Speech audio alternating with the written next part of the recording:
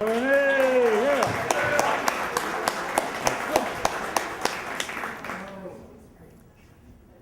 In 1983, Christine, my wife, and I, again, that's two people, moved to Lancaster County from Morris County, New Jersey, and that was a new beginning for us and our family.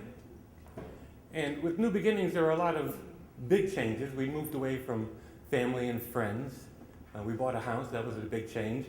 But with new beginnings, there's a lot of little changes, little things. I had to find a place to get a haircut. I needed a barbershop.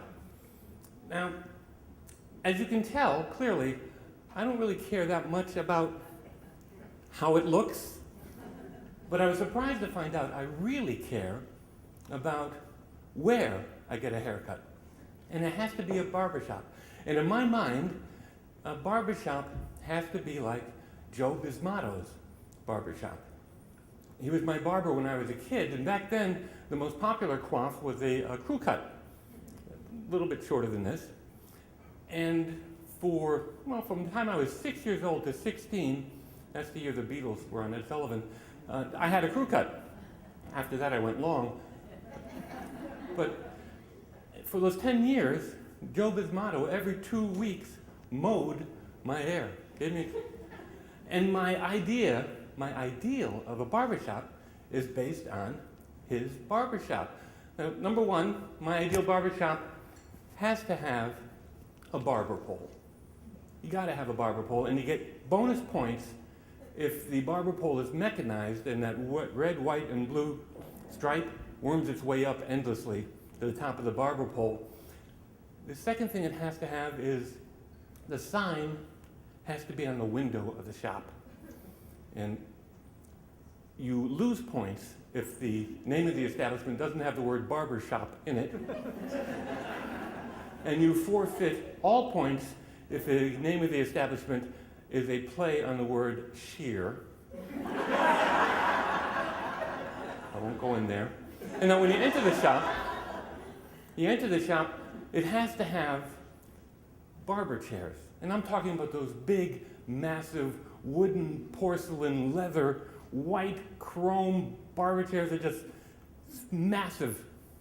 And you get extra points, bonus points, if it has a hydraulic pump on the side to raise you up to the optimum haircutting level. And the barbershop I want to go to has to have a huge mirror in front of the barber chair, virtually the size of the wall. And below the mirror, I want to see a lot of cubby holes and shelving where the barber has all his tools, clippers dangling from cup hooks, and all the supplies are there. And you get bonus points if you have lilac vegetal or Bill cream or witch hazel on the shelving, if that's displayed. And if you look in the mirror, as you sit in the barbershop, I want to be able to see, 4 or 5 hardwood chairs along the back row there for people, waiting customers. And you don't need more than 4 or 5 because no guy is going to come into a barbershop where 4 people are there and I'll come back later. Yeah.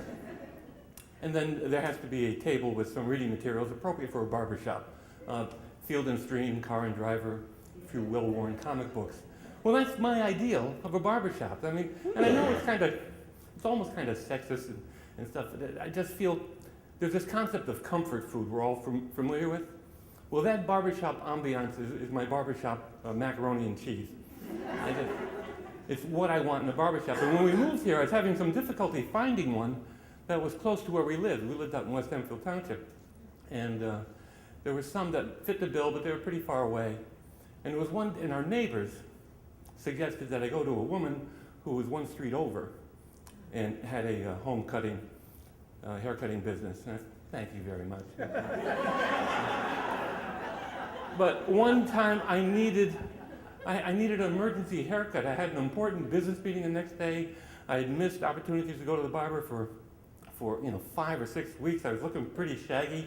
I had to get a haircut, so I called the woman up, made an appointment, went over there into the garage,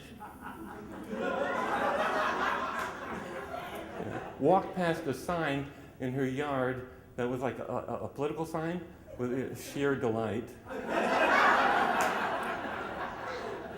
I opened the door, and the garage was fixed up nice. I mean, she set up shop there, had been refurbished and everything. But I'm looking at these spindly yellow chairs with a Darth Vader hairdryer on the back of it.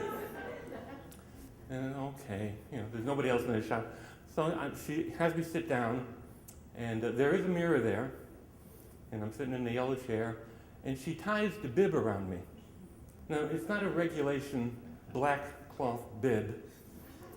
It's plastic, yellow, paisley, red, blue design. I'm looking at the mirror, and I'm sitting in this yellow chair. And then she puts these clips, these big yellow clips, like you put on a potato chip bag. She puts all these clips all over my hair. And I'm looking right at this. Every barber in my life has taken 2 fingers and gone like this to lift the hair up, and snip, snip. What's with the clips all over my head? So she's cutting my hair, and I'm just thanking God there's nobody else in the barbershop. Well, beauty parlor. It's just me and my barber, beautician. And then the door opens, and a woman comes in, and she's got a scarf over her head that is not quite concealing a flock of rollers nesting in her hair. The barber, beautician, asked me to get up and go over sit in the chair while she takes the curlers out of this other customer. And I got my bib on, and yellow curlers all over my hair, clips. I'm sitting at the table there, I'm looking for a magazine to read. They don't have they got Elle magazine. There's no help there for me. So she takes the scaffolding out of this woman's hair, finally. And the hair looked really nice. I mean, it really did. And that woman left, and I got to go back to the chair, and she finished the clips. And the haircut was okay, and I paid her, I tipped her and everything. But it just taught me that sometimes new beginnings have false starts.